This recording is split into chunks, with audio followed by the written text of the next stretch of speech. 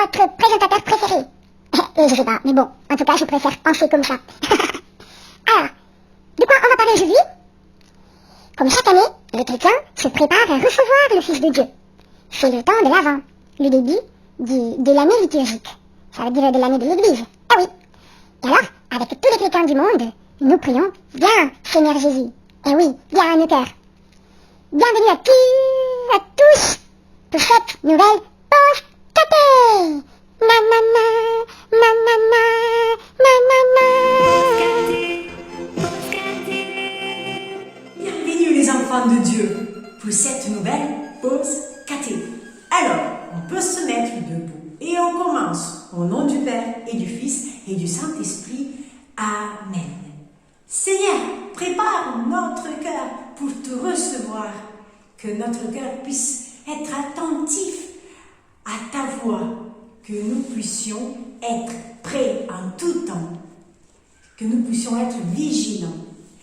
Viens bénir nos familles, viens bénir tous ceux qui te cherchent et donne conversion à ceux qui ne t'ont pas encore rencontrés. Au nom du Père et du Fils et du Saint-Esprit. Amen. Alors, avez-vous prêté bien attention à ce qui Satan nous a dit? Il nous a posé des questions et puis il nous a dit qu'aujourd'hui, nous allons parler de l'avant.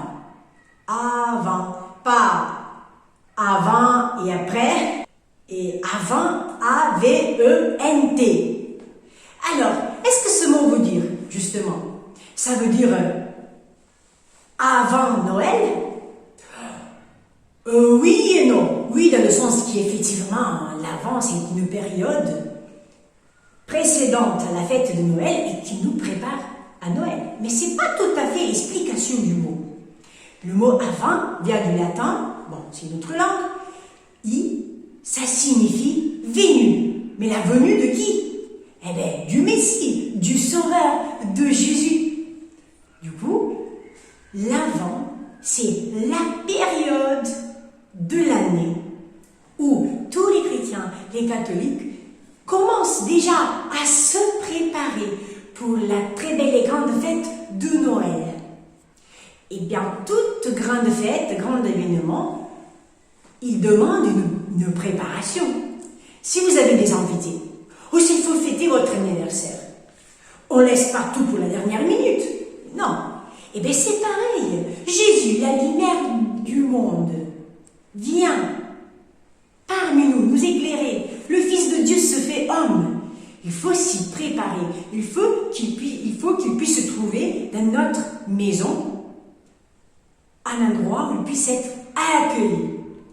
Alors, comment nous nous préparons à l'Avent? Combien de temps dure l'Avent? On va essayer de répondre à ces questions. Peut-être que tu le sais déjà, mais ça peut être que tu es un peu distrait et du coup, après, tu n'arrives pas à t'y préparer. Et c'est pour ça qu'on va en parler encore une fois, on va en parler à nouveau aujourd'hui. Alors, l'Avent dure 4 semaines. Et pour les catholiques et les chrétiens, c'est aussi le début de la nouvelle année liturgique, de l'année de l'Église. Ça veut dire qu'on recommence une année nouvelle sous la bénédiction de Dieu. On se propose de suivre Jésus, de l'accueillir déjà dans sa naissance et puis de cheminer avec lui tout au long de l'année. Et pourquoi on le refait tous les années? Parce que la parole de Dieu est toujours nouvelle. Elle parle toujours à notre cœur. Et ce qu'on vit une année, c'est pas pareil à ce qu'on peut vivre l'année d'après. Et notre cœur aussi, parfois, il est plus ouvert et les autres fois un peu plus ou moins. Du coup, on recommence chaque année. Et on reprend ce chemin avec beaucoup de foi. Alors, revenons à nous. La couleur de l'Avent. La couleur liturgique de l'Avent, ça veut dire si vous rentrez à l'église, par exemple, vous allez voir que la décoration est un peu différente. On a du violet. C'est la colère de l'attente, c'est aussi de la joie, mais d'une joie cachée. C'est une joie sobre. C'est aussi la colère de la pénitence, par rapport justement au temps de carême qu'on utilise la même couleur. Et dans l'avant, c'est la couleur justement de l'attente. On est un peu plus, la décoration est bien simple, pas beaucoup de fleurs. Et si vous pouvez remarquer aussi, dans la décoration, souvent dans les églises, et surtout aussi dans nos maisons, on a une couronne particulière, formée de 4 bougies. C'est la couronne de l'Avent, elle va nous guider vers Noël. Chaque dimanche, on allume une bougie. Du coup, le premier dimanche, première bougie. Deuxième dimanche, on allume 2 bougies. La première et la deuxième. Troisième dimanche, 3 bougies. Quatrième dimanche, 4 bougies. On a tout allumé, ça veut dire, alors, ça y est, Jésus est là, on peut l'accueillir, c'est bientôt Noël, c'est Noël. Quoi faire d'autre pour se préparer? On peut préparer une belle couronne. On commence à préparer la crèche. On commence déjà à chercher nos santons pour préparer une belle crèche. Nous pouvons déjà faire notre sapin de Noël. Et tout cela, justement, pour mettre l'ambiance, pour nous dire quelque chose de différent va se passer. Mais surtout, on se prépare dans la prière. Dans la prière. Car il n'y a que la prière qui puisse ouvrir notre cœur, afin que nous puissions passer à Noël pas comme les autres, afin que nous ne pensions pas que aux cadeaux. D'ailleurs, si on offre des cadeaux, c'est parce que nous avons reçu ce cadeau de Dieu, son Fils qui vient nous sauver, et c'est parce que nous recevons ce cadeau qu'on a pris l'habitude de se faire des petits cadeaux. Mais le cadeau, le principal, c'est Jésus. Ce sera justement, c'est sa fête. Et nous ne pouvons pas préparer un Noël, faire fêter Noël sans Jésus. C'est comme si le jour de votre anniversaire, on faisait la fête sans vous. C'est pas génial quand même. Et c'est pour ça qu'on a l'Avent. Pour ne pas passer à côté de l'essentiel. Pour arriver comme il faut à Noël. Alors, prière, joie, c'est un temps de joie, la joie de l'attente. Aussi, les chrétiens, ils se préparent aussi à la venue définitive et finale de Jésus à la fin des temps. Et c'est pour ça que, sans cesse, l'Église dit « Viens, Seigneur Jésus ». Et aussi, il y a des enfants qui ont l'habitude de faire le calendrier de l'Avent. Chaque jour, on ouvre une petite fenêtre, on récupère un petit bonbon, mais souvent, il n'y a pas un petit mot de l'Évangile. Et ça, c'est vraiment dommage. C'est vraiment dommage. Parce que la parole de Dieu, ça devrait être aussi la nourriture particulière, privilégiée pour notre temps d'Avent. D'ailleurs, si on y fait attention, dans cette période, à l'église, on écoute, et même dans la prière personnelle, on écoute beaucoup de passages de l'Évangile et de l'Ancien Testament aussi, qui nous parlent de la venue de Jésus, à partir des prophètes les plus anciens comme Isaïe, jusqu'à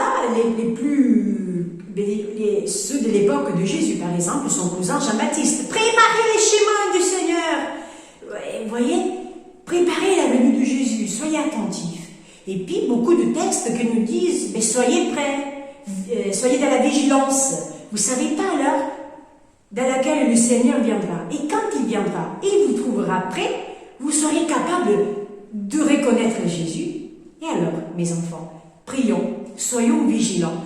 Préparons-nous avec beaucoup de joie à la fête de Noël. Vivons intensément ce temps d'avant, qui puisse être vraiment ce temps qui nous met petit à petit et progressivement dans la joie de Noël.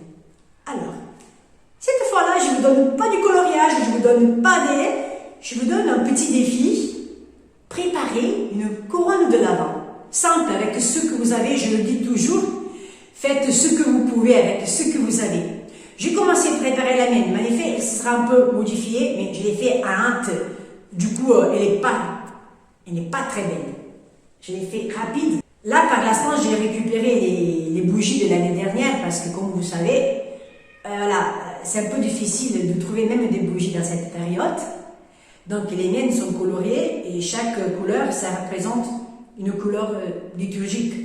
Mais si vous les avez toutes blanches, c'est pareil. Vous prenez des branches vertes pour symboliser la vie. Jésus toujours vit. Ok? Du coup, après la fête de Christ roi, c'est déjà là.